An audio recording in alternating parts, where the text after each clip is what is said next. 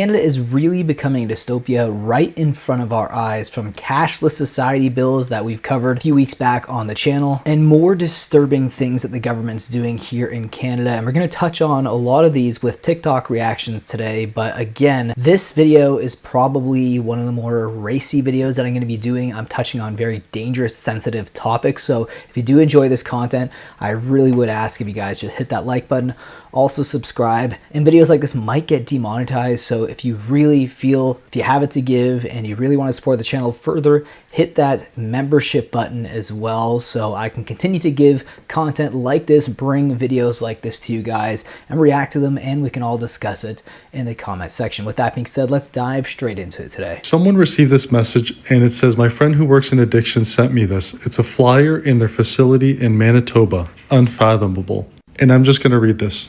MAID for children and teens.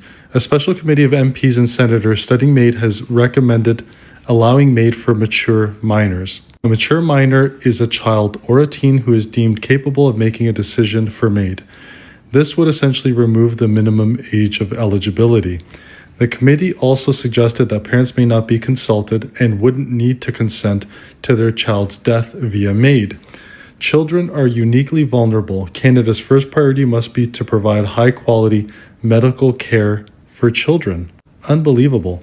MAID for mental illness is set to take effect on March 2027.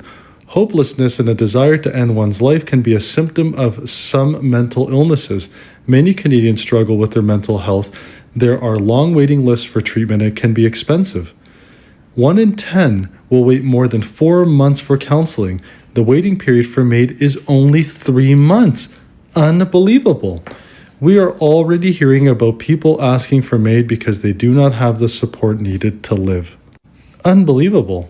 This is now a new option and a new avenue that they want children to have, instead of confronting problems and getting the required help needed from the government. This is the out. And yet they complain about our low birth rates? This is unbelievable. Yeah, this is one of the more disgusting topics I've actually had the displeasure of talking about on the channel. It's something that I've tried to kind of avoid a little bit because it is a very controversial topic. MAID is something that really does bring out the dystopia for Canada. It's basically medically assisted death. Now, yes, there is people who might need it if they're really suffering and they're in pain. There is definitely some potential reason that you could justify. Some people will say there's no reason, but there's potential reasons that you could use to justify this. But in terms of mental illness and children who are depressed, teenagers especially, I think every teenager has always went through one phase where they're really depressed and they wanted to at least fantasize of ending their own life. You know, it's one of those really disgusting scenarios we have here in Canada, and this is again why I was saying hit that like button on this video, because this is going to be a video that we're delving into, you know, topics that are very touchy and maybe dangerous to touch upon for YouTube, but this is just something I really felt like needed attention. The fact that they're handing out pamphlets like this to children is terrifying and screams dystopia, all because there's not enough resources to help these people. And a lot of people lead to these places because of how bad the economy is and the cost of living. That does lead to a lot of mental stress. In fact, it does also lead to a lot of divorces as well. Financial stress. Stress really can break someone, and it can make them not just have a mental breakdown, they could actually go through a manic episode, which could lead you to a place like this. And you have a pamphlet like this, you're at a very vulnerable time. You never know what you could be thinking if you're not thinking straight and you're being really irrational. So Scotiabank and RBC just mandated that all their workers come back to office 4 days a week starting in September. That might not sound like too big of a deal, but it signifies some troubling times ahead for the Canadian economy. And what we've seen in the past in other sectors, particularly in the technology industry, is that return to work mandates have been used as almost a form of quiet layoffs, so that the worker can voluntarily leave their job without receiving a severance. And what usually ensues after some of these policies is that we start to witness mass layoffs. Now, if we zoom out and we look at the big picture here, we have return to work mandates, high unemployment rates, a threat of looming tariffs from the United States administration, as well as a lack of productivity and decreased GDP growth. Combine all of that together and we have some troubling times ahead for the Canadian economy. If you are gainfully employed, now might not be the best time to leave your job. Also, if you have a big purchase that you're thinking of making, now might not be the best time to do that. And coincidentally, if you are sitting on a large amount of cash and you do have an appetite for a certain level of risk, now could be a good time to see some opportunities. Yeah, that is true. Usually during times of economic distress, people can make a lot of money in places like the stock market, but it's something that I've talked about before.